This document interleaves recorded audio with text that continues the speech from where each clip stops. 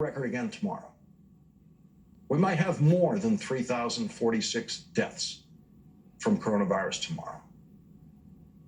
The one thing we can be sure of tomorrow is that Mitch McConnell will not cry.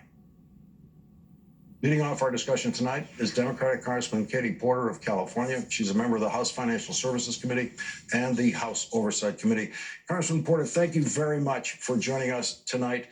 Take us through what it's been like for you in the House, having passed COVID relief bills, massive COVID relief bills, months ago that have been ignored by Mitch McConnell.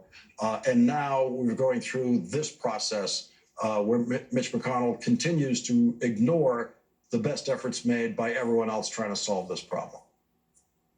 You know, it's not just what I've been going through as a member of Congress. I just want to see what I've been going through personally. You know, you talked at the beginning about Mitch McConnell not crying today. Well, I cried today because my grandmother is dying of COVID-19.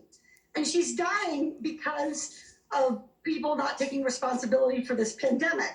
So it's just disgusting to me that Mitch McConnell will not allow a bipartisan compromise to move forward because he wants to give away goodies to huge corporations.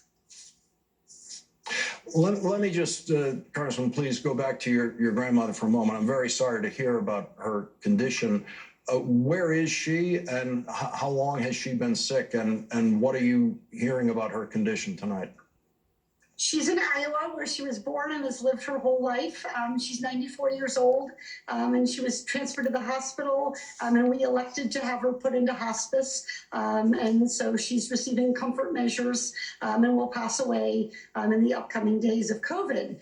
And in the meantime, I'm getting phone calls from constituents who've lost loved ones. I'm hearing stories about workers who are scared to go to work because they don't have enough PPE. I'm putting food into trunks of cars to help people at food banks. This is the epidemic in America. It's an epidemic of COVID. It's an epidemic of hunger. It's an epidemic of housing insecurity.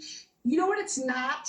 An epidemic. It's not an epidemic of lawsuits. And any effort by Mitch McConnell to suggest that that is happening is flat out lying to the American people.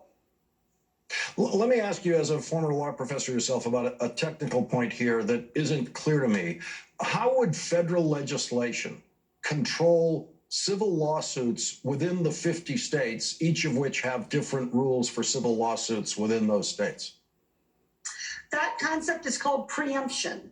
And what it basically does is that when the federal government passes a law, in this case, the proposal from Mitch McConnell is to allow corporations to act as recklessly as they want and to not be on the hook if people get COVID and die as a result of their recklessness. And so the federal law would override the state law. Now, you know, it's interesting to think about this. I've been thinking a lot today about my tort class in law school, where I learned about how these rules about employer liability came to be. We put these rules in place because corporations, particularly at the time railroads, were allowing their workers to get maimed, to be killed, and not engaging in any kind of reasonable safety precaution. So we adopted the standard we have now. So if businesses are following reasonable rules, state public health guidelines, they're not going to face any liability. There is no epidemic of liability. In fact, there are more lawsuits, baseless lawsuits brought by Trump about this election than there have been medical malpractice or personal injury lawsuits relating to COVID-19. So Mitch McConnell is in search. This is not a problem. This is simply about giving his corporate donors what they want.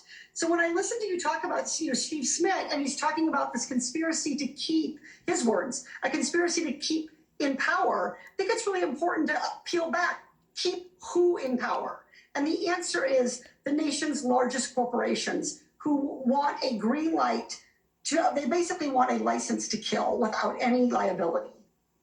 Well, Rachel has covered in depth the way things have been handled in meatpacking plants, including people in one meatpacking plant at the management level making bets on how many people working in that meatpacking plant would get COVID-19. They were actually betting on it. And that's exactly the kind of situation that Mitch McConnell is trying to prevent any lawsuit arising out of evidence like that has emerged. And we've seen it right here in Orange County. Right here in Orange County, we had 46 workers who got sick at a single call center owned by AT&T. 2 of those workers died. And yet, Mitch McConnell wants to let AT&T off the hook for having to do anything to try to keep those workers safe. If Mitch McConnell's rule were to go forward, then companies would not have to provide PPE, they wouldn't have to follow state public health guidelines, and if they ignored all those rules to put profit ahead of people and people died as a result, they'd get off the hook. That's what Mitch McConnell is holding up relief to hungry people, people facing eviction over. The bills that the House has passed that Mitch McConnell has just stiffed, not even given a chance to even be considered there, it has a pernicious effect of making Washington and the national media ignore those bills because they don't have a chance to pass the Senate. It's important work that you've been doing, Nancy Pelosi's been doing over the whole year that just gets ignored because of this McConnell roadblock. Well, I think that's understandable from the perspective of the American people. They need help. They need food on the table. They need a roof over their head.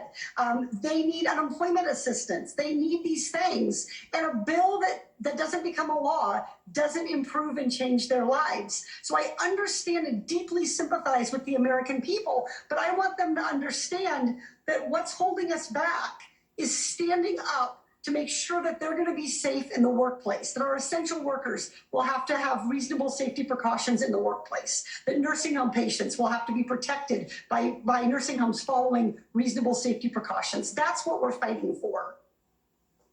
Congresswoman Katie Porter, thank you very much for joining us tonight, and I'm very sorry.